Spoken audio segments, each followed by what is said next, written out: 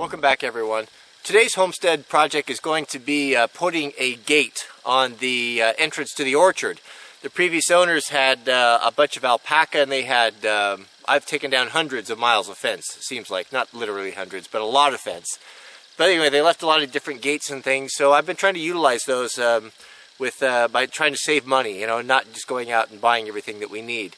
So this particular gate is a great gate. It'll work, but it's 2 feet too long. So what we're going to do is chop it down, take a couple feet off of it, see if we can't hang it on there and get a nice functioning, good-looking gate. So overall, we need the gate to be about 12 feet. And it looks like what we have here is 14 feet. So we'll take this up to the shop and see if we can't make this work. Before we head up to the shop, I do want to give a special thanks to the U.S. Tape Company.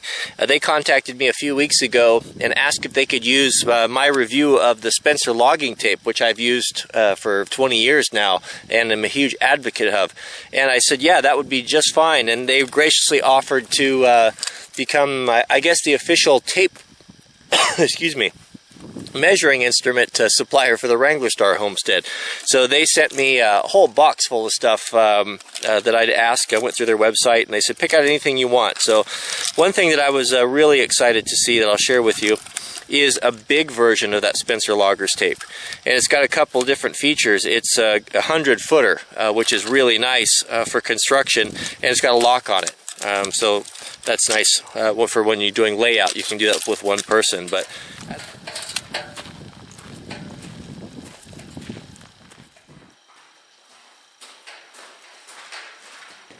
so where we want to start with the gate is, what we want to shorten is the end opposite from the hinges. It would look nicer to take a section out of the center and have everything remain symmetrical, but the problem is that at 12 feet there's a ton of leverage on this gate, and I don't want that to break that in the middle. So what we'll do is we'll just cut it off the end, so it'll be a little shorter, but there's not all that hanging weight on it. So we'll make our marks here and then cut off the end.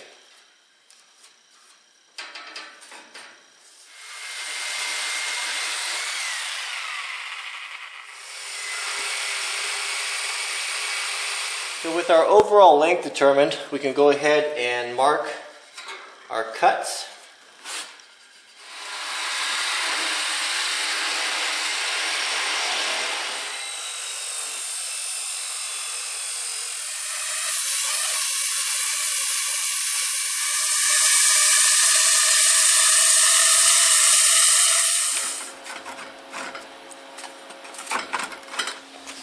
Alright, so as you saw, I cut these pieces that we cut off the gate on the miter side, just halved them to about a foot apiece. And then using the plasma torch, just split them down the middle. And the reason for that is we'll take and open this up a little bit.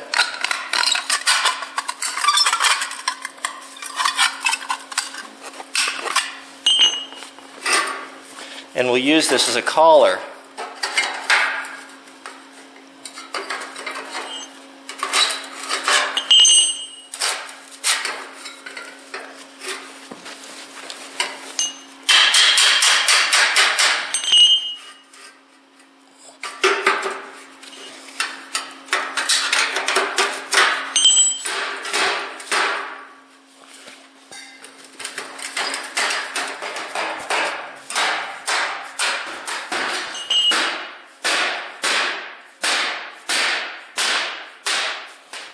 So we've got all the colors placed on there.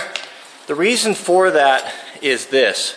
So if we want to join tubing together, which we called a butt joint like this, there's very few people, very few welders that have the skill to weld tubing like this, especially when you get into thin wall stuff.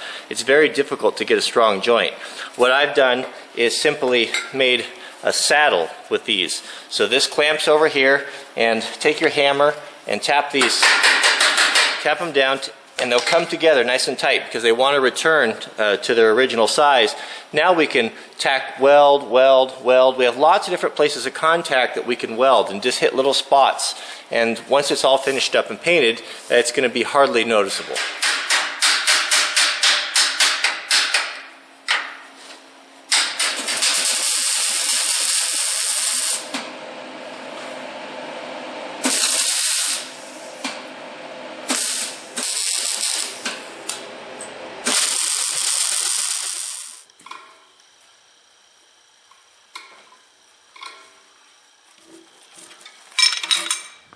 So with our orchard gate cut down and welded, now let's get it mounted up.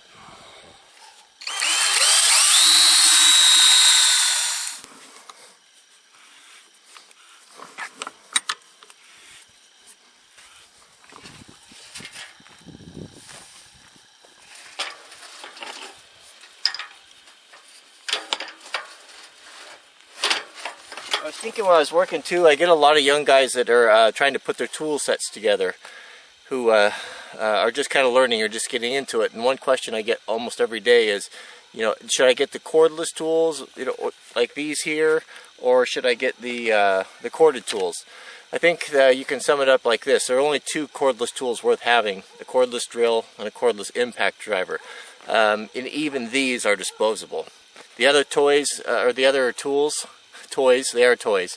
The cordless tools you get in the combo packs, they're tempting because you get a small saw and a small sawzall and such, and they're fine for really small jobs, but just know that they are disposable. The batteries only last a couple years, and you'll be throwing them away because they're just not worth buying new batteries for them if you can buy them, because battery technology is changing so quickly. So these two cordless, and the rest good quality DeWalt, Bosch, you know the brands, maybe some Hitachi corded proper tools.